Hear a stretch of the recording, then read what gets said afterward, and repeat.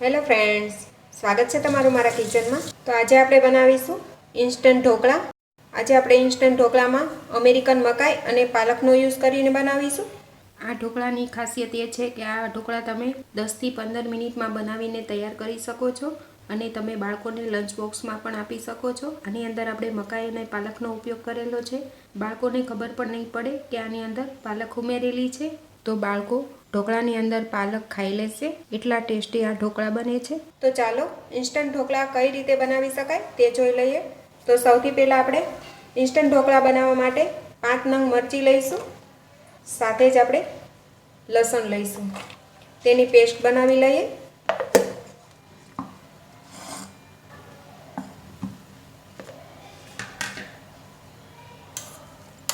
લસણ અને મરચાંની પેસ્ટ બનાવીને તૈયાર કરી લીધેલી છે। તમારે ઢોકળામાં જેટલી પેસ્ટ જોઈએ એટલી પેસ્ટ આમાંથી લઈ લેવાની છે। તો 1 ચમચી હું પેસ્ટ લઈ લઈશ। હવે આની અંદર ગ્રીન ચટણી બનાવી લઈશું। તો તેના માટે આપણે લસણ અને મરચાંની પેસ્ટ લીધેલી છે, સાથે જ આપણે ધાણા લઈશું। આની અંદર તમે ફુદીનાના પાન પણ લઈ શકો છો। થોડું આખું જીરું પણ લઈશું। સ્વાદ પ્રમાણે નમક લઈશું। 1 નાની ચમચી ખાંડ ઉમેરીશું। સાથે થોડો લીંબુનો રસ પણ ઉમેરી દઈએ। 3 થી 4 આઈસ ક્યુબ ઉમેરી અને પીસી લઈશું। ગ્રીન ચટણી તૈયાર કરી લઈએ।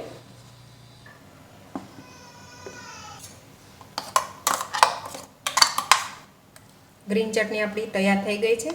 પીસતી વખતે આની અંદર મેં થોડા શિંગદાણા નાખેલા છે અને થોડું પાણી નાખી અને આ ચટણી તૈયાર કરી લીધેલી છે। ચટણીને આપણે એક બાઉલમાં નીકાળી લઈશું અને સાઈડ પર રાખીશું। તો આ રીતે ગ્રીન ચટણી તૈયાર થઈ ગઈ છે। આ રીતે તમે આઈસ ક્યુબ નાખશો તો ગ્રીન ચટણી આ રીતે એકદમ સરસ ગ્રીન જ રહેશે। તો ચટણીને આપણે સાઈડ પર રાખીશું। હવે આપણે ઢોકળા માટેની તૈયારી કરી લઈએ। તો તેના માટે એક બાઉલ લઈશું, તેના ઉપર એક ચાવણો લઈશું। હવે તેમાં 1 કપ રવો લઈશું, સાથે જ આપણે 1 કપ બેસન લઈશું। બંનેને આપણે સારી રીતે ચાળી લેવાનું છે। આ બંને વસ્તુ સરસ ચડાઈને તૈયાર થઈ ગઈ છે। હવે લોટની અંદર આપણે જરૂર પ્રમાણે છાશ ઉમેરતા બેટર તૈયાર કરવાનું છે। તો થોડી થોડી છાશ નાખતા મિક્સ કરતા જઈશું। છાશ આપણે ખાટી હોય તેવી જ લેવાની છે। તમે દહીં પણ લઈ શકો છો, પણ અત્યારે મેં છાશ લીધેલી છે। આ રીતે છાશ થોડી થોડી નાખતા બેટર તૈયાર કરી લઈએ।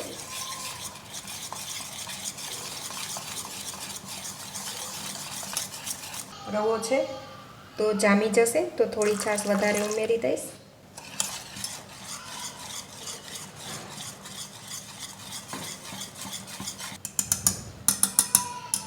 હવે આપણું બેટર તૈયાર થઈ ગયું છે। હવે મસાલા કરી લઈશું। સ્વાદ પ્રમાણે નમક લઈશું, થોડી હળદર ઉમેરીશું, હિંગ ઉમેરીશું, 1 ચમચી લસણ અને મરચાંની પેસ્ટ ઉમેરી દઈએ। તમને જે રીતે ઢોકળા તીખા ભાવે એ રીતે પેસ્ટ લઈ શકો છો। હવે આ રીતે મેં ઝીણી કાપીને પાલક લીધેલી છે તે ઉમેરી દઈશું।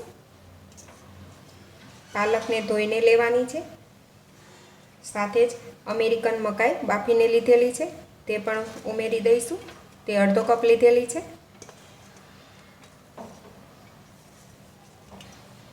બધું સારી રીતે એકવાર મિક્સ કરી લઈએ।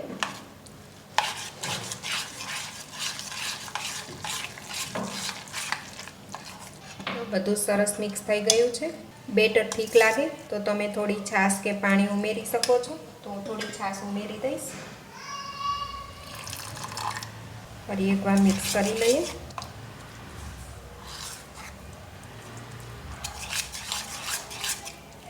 હવે આપણું બેટર તૈયાર થઈ ગયું છે। હવે તેની અંદર અડધી ચમચી ઈનો ફ્રૂટ સોલ્ટ ઉમેરીશું। ઉપર થોડો લીંબુનો રસ પણ ઉમેરી દઈએ। હવે સારી રીતે મિક્સ કરી લઈશું।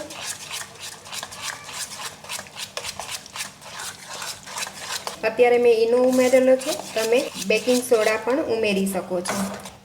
હવે આ સરસ બધું મિક્સ થઈ ગયું છે। એક પ્લેટમાં આપણે લઈ લઈશું। તો પ્લેટને મેં પહેલેથી જ તેલથી ગ્રીસ કરીને રાખેલી છે। બેટર આપણે તેમાં લઈ લઈશું। બેટરને પ્લેટમાં બરાબર સ્પ્રેડ કરી દઈએ।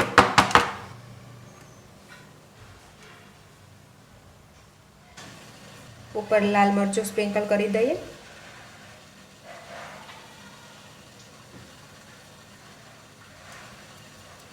હવે પ્લેટને આપણે સ્ટીમરમાં સ્ટીમ થવા માટે મૂકી દઈશું. સ્ટીમરમાં પાણી પહેલેથી જ ગરમ થવા માટે રાખી દીધેલું છે. તો પાણી આ રીતે સરસ ઉકળી રહ્યું છે. તો પ્લેટ મૂકી દઈએ. હવે ઢાંકીને 10 થી 12 મિનિટ માટે સ્ટીમ થવા દઈશું. હવે 10 મિનિટ બાદ આપણે ચેક કરી લઈશું ઢોકળા સ્ટીમ થયા છે કે નહીં. તો તમે જોઈ શકશો 10 મિનિટમાં આપણા ઢોકળા એકદમ સરસ રીતે સ્ટીમ થઈ ગયા છે. હવે પ્લેટ આપણે બહાર લઈ લઈશું. પ્લેટને ઠંડી થવા દઈએ થોડી વાર માટે. ઢોકળાની ઉપર આપણે સિંગ તેલ લઈશું. આ રીતે ફેલાવી દઈએ. 1 થી 1.5 ચમચી જેટલું મેં તેલ લીધેલું છે. તમને જે રીતે તેલ ભાવે એ રીતે તમે લઈ શકો છો.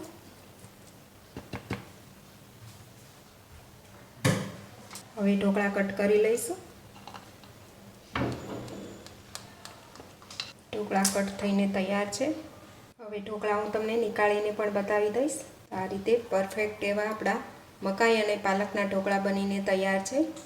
આને તમે ગ્રીન ચટણી સાથે અથવા તો લસણની ચટણી સાથે ખાઈ શકો છો. તો તમે જોઈ શકશો બહુ જ સરસ આ ઢોકળા બનેલા છે. હવે હું તમને એક ઢોકળાને તોડીને પણ બતાવી દઈશ. હવે હું ટેસ્ટ કરી જોઈશ. વાહ, બહુ જ મસ્ત ટેસ્ટ આવ્યો છે આ ઢોકળામાં. જે આપણે લસણ અને મરચાંની પેસ્ટ ઉમેરેલી છે તેનાથી આ ઢોકળાનો ટેસ્ટ ખૂબ જ સરસ આવે છે. તો આ ઢોકળા બનાવી તમે બાળકોને લંચ બોક્સમાં પણ આપી શકો છો. ફ્રેન્ડ્સ, તમે પણ એકવાર આ રીતે પાલક અને મકાઈના ઢોકળા તમારા ઘરે જરૂરથી બનાવજો. ત્યારબાદ મને કમેન્ટ કરીને જરૂરથી જણાવશો. તો તમને આ ઇન્સ્ટન્ટ પાલક મકાઈના ઢોકળાની રેસીપી કેવી લાગી? રેસીપી સારી લાગી હોય તો વિડીયોને લાઇક કરજો. તમારા ગ્રુપમાં વધુને વધુ શેર કરજો.